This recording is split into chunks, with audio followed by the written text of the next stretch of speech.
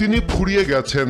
আনচেলত্তির রাডারে আর নেই Neymar. Injury থেকে আর ফেরার সম্ভাবনা নেই। ব্রাজিলিয়ান সেন্সেশনের নানান গুঞ্জন আর এসব আলাপের ভিড়ে ব্রাজিলিয়ান শীর্ষ লীগ সিরিয়ার চতুর্থ রাউন্ডে নেইমার করলেন বাজিমাত। ভাস্কর বিপক্ষে খেলেছেন পুরো 90 মিনিট। এক রিদমে পুরো সময় মাঠ মাতিয়েছেন তিনি, করেছেন জোড়া গোল। এমন পারফরমেন্সের মাঝেও আলোচনায় ছিল তার গোল উদযাপন। গোল করার পর সম্প্রতি বর্ণবাদের শিকার সতীর্থ ভিনিসিয়াস জুনিয়রের মতো উদযাপন করে ভিনির পাশেই দাঁড়ালেন তিনি। তার এমন উদযাপন দেখে তাকে প্রশংসায় ভাসাচ্ছেন সবাই।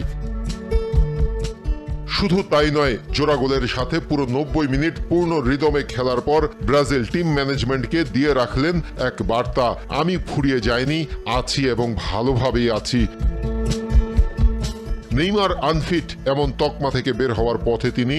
মার্চে ব্রাজিলের 2টি বিশ্বকাপের প্রস্তুতি ম্যাচে আনচেলত্তির একাদশে না থাকলেও সুযোগ নেইমারের আশেপাশেই ঘোরাফেরা করছে। এপ্রিল ও মে মাসে লিগের ম্যাচগুলোতে নেইমারের পারফরমেন্স দেখে ব্রাজিল টিম ম্যানেজমেন্ট নেবে সিদ্ধান্ত, এর আগে পুরো সময়টা চ্যালেঞ্জ নিতে প্রস্তুত ব্রাজিলের নাম্বার 10।